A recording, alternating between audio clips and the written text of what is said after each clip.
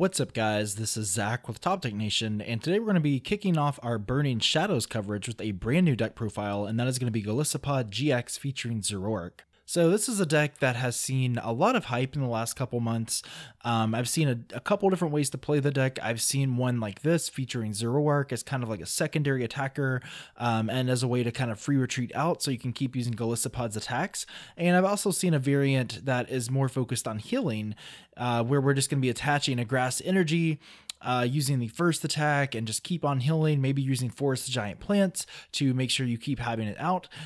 So if you want, I can try to do another variant of the deck which is more focused around healing, but this build is actually going to be a little bit different. As you can see, there's no forest giant plants, there's no evolutions, no max potions, nothing like that. This is more of a straightforward build, almost how Lorantis decks kind of came about. They didn't really play forest giant plants once they kind of leveled off, and I don't think this deck really needs it as well. So we're going to be kicking it off here. We have a 4-3 line of the Golisopod GX. And if you're not sure what Golisopod does, basically it's got 3 attacks here. The first attack, it does 30, and if you switch into it as your active this turn, it does 90 more damage. So basically, if it's your active, if it just became your active, this turn is 120 damage. So combine that with a Choice Band and a Professor Kukui, and you're already hitting for 170 for 1 energy. So that's enough to knock out a lot of things like Tapu Lele GX and Yveltal EX in a single blow, and even like Tapu Koko GX, for example.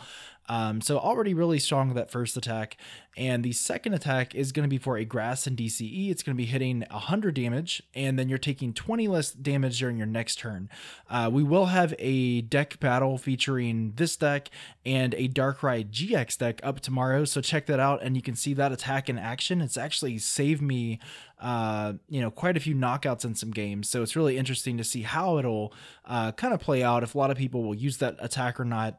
And then finally, the GX attack does 150 and you go to the bench. And so with a Choice Band and a Professor Kukui, again, you're doing a lot of damage, probably one-shotting practically anything out there. So already you can see it's a really strong card. You can obviously play it with Forest Giant Plants, but if you don't want to play it with Forest Giant Plants, this is a nice option as well. And the basic actually has a pretty decent ability. Wimpod, it has this ability where if it's your first turn of the game, it has a 0 retreat cost. So that's pretty good if you start with it. You don't really want to leave it as the active.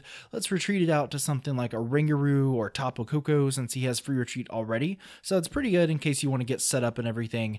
And that's pretty much the Golisopod line. We're playing one of the non-GX Golisopods, and it has this attack called Resolute Claws. It has 80 damage and 70 more if it's attacking an EX or a GX. And I really like this attack because with a Choice Band, you're already hitting for 180 damage as early as the second turn, and he's really bulky. I mean, it's really hard to knock out this Pokemon because it has this ability called Armor, which says it takes 30 less damage from attacks. So essentially, I mean, you're looking at something that has 160 HP and is a non-GX or non-EX. So it only gives up 1 prize, really bulky. You can start one-shotting stuff the second turn of the game, so really strong.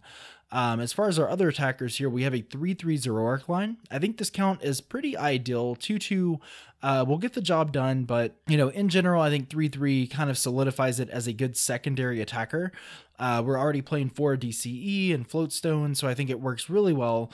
Just in the event that it's taking too long to set up the Golisopods, or they're just kind of one-shotting your GXs, Zoroark is a nice way to counter that. And it's also really good against something like Garbodor because it's resistant to Psychic. It's doing a lot of damage as long as your Pokemon, or as long as your opponent has some Pokemon on their bench. So I think it's a really good partner, and it kind of resets Golisopod's first attack where it has to be active. So really good. We're playing 2 Tapu Lele just for that awesome Wonder Tag ability, lets it search out supporters. And as you can see, we're playing a lot of supporters here. It looks like we're playing 13 supporters. And a lot of these are 1 or 2 ofs as well. So it's kind of a techie kind of supporter count. I'll go over it in a minute, but Tapu Lele is pretty standard now. As you can see, no Shamans, nothing like that.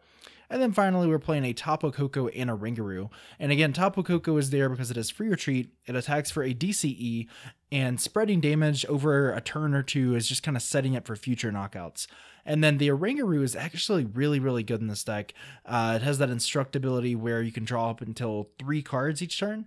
And so that doesn't sound all that significant. You don't really think you're going to be in a situation where, drawing up until I have 3 is going to be really good. But later in the game, you might be end to 1 or something like that. You might kind of thin out your hand to the point where you can Sycamore, but you want to draw a couple cards just in case. So there's always those situations where Oranguru could definitely come in handy. As far as our supporter counts go, we have 4 Professor Sycamore, which is still kind of like the gold standard, just kind of discarding your hand, drawing 7 cards, really helping you with that card advantage. 3 in, great early game. We don't really play 4 because the later game, not so good. You don't want to have to end yourself to 1 or 2 hoping to get that card you need. Guzma is actually really interesting. It's pretty much to replace Lysander. I think Lysander might actually be rotating. And, speaking of that, this is pretty much more of like a world championship kind of format. This is from Primal Clash through Burning Shadows. So if you're looking for a post-rotation list, essentially you're just kind of taking out a few of the cards here. So we will make some post-rotation lists, but I figured since the world championships are coming around next month, it'd be pretty fitting to go ahead and make some of these as well. So I think Guzma is going to be a great replacement for Lysander. It's basically the same card, except you can also switch your Pokemon. So pretty strong in a deck that already has like free retreaters and floatstone and things like that, just for that extra option. And then we have a lot of one-of supporters here like Professor Kukui. Great to add that extra damage for the knockout. Brigette, which is a lifesaver. Using Brigette for a couple Wimpod and Zorua, or maybe just to get out the Oranguru or something. Really strong your first couple turns of the game. Hex Maniac, just because we have to be shutting off abilities. Abilities continue to be really strong, like Volcanion. Pretty much anything, any kind of competitive deck has abilities of some sort. So really to shut those off. And then finally, a brand new supporter card from the set Acerola. And this is really similar to AZ in the sense that you scoop up your Pokemon. But in my opinion, it's a lot better. It has to be damaged. Your Pokemon has to be damaged, but it scoops up everything. So if I have a Grass and a DCE on my Golisopod, I play Acerola. And as long as it's damaged, I get to scoop up the DCE and everything else. So pretty cool if I want to maybe evolve a different Golisopod or move that DCE to like Zoroark for a cheap knockout. So in general, it's a great healing card, and I think it's a really good utility card in this deck. Now, as far as our items go, we're playing a pretty standard count here. We're playing 4 Ultra Ball to search out our Pokemon, 4 Verse Seeker to reuse our supporters, of course, 3 Floatstone. I think 2 is probably sufficient, but the more I played it, my opponent would just Fill Blower those away, and eventually I wouldn't be able to actually switch between those Golisopods as often as I wanted to. So I switched to 3 Floatstone, and I think with Acerola and with Guzma, etc., I think it does the job just fine. And then we have 3 Choice Band. That's really going to help your numbers. Again, Choice Band is great with Mind Jack. It's great with Golisopod's GX attack, and even the non-GX's Resolute Claws attack. It's going to be really good with getting those numbers. And then we have 2 Rescue Stretcher. I don't really think the deck needs any kind of like energy recovery like Super Rod. I think Rescue Stretcher does the job. Being able to Rescue Stretcher for a Tapu Lele and get a supporter in a pinch is really strong. Maybe you want to just put a Zoroark or a Golisopod line back in the deck, so you can do that. And then finally, finishing off the items are going to be 2 Fill Blower. And I think Fill Blower has become pretty standard in the deck because you don't want to lose to things like Garbotux and Garbodor. If your opponent has like Choice Bands or Fighting Fury Belts or Float Zones, you want to make sure you kind of disrupt that.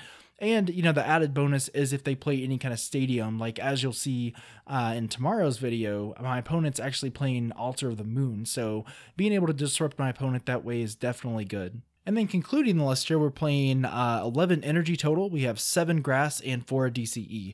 4 DCE is pretty self-explanatory. It's a special energy, so you can only play 4 in the deck. 7, I think, is a pretty good count for the grass energy. Originally, I played 8, but I ended up swapping it out for that 3rd floatstone. And a lot of times, you may not even really be attacking with multiple Golisopods. You might attack with Tapu Koko, Zoroark, or even Tapu Lele. It really just kind of depends on your situation. So I think it's a pretty solid count overall. And if you are kind of whiffing the grass energy, you really need some, you can always Acerola one Pokemon that has a grass on it, and then just scoop it up and put it on another one. So kind of a form of energy recovery if you think in that sense. But that is going to wrap up the video, guys. I think it's pretty consistent. I've been testing the deck. I think it's really fun. It's unfortunate that the set isn't out on PTCGO yet. Otherwise, I would have made this video on there. So I do apologize if the list appears to be a little bit messy. I know some of the cards are in Japanese, but you can definitely check out pokebeach.com if you want to see the full translations. But yeah, let me know in the comments what you think about the deck, or if there are any changes you would make, if you want me to build possibly the other one that's more of like a healing build featuring max potions, or possibly even like evolutions or something, but let me know. And then tomorrow, be sure to check out our video, because we're going to have a deck profile with post commentary featuring this deck as well as Darkrai GX and EX. So if you wanted to check out that video, be sure to do that. And finally, be sure to give us a big like if you liked the video, as well as a subscribe. Your support has been amazing, guys. We're at over 2,100 subscribers, and I really, really appreciate it. We're going to have more Burning Shadows content in the next few days. So we're going to have Gardevoir GX and Ho-Oh GX, lots of really interesting decks. So be sure to check us out. But in the meantime, this has been Zach with Top Deck Nation. Hope you guys enjoyed the video, and I'll catch you in the next one as always.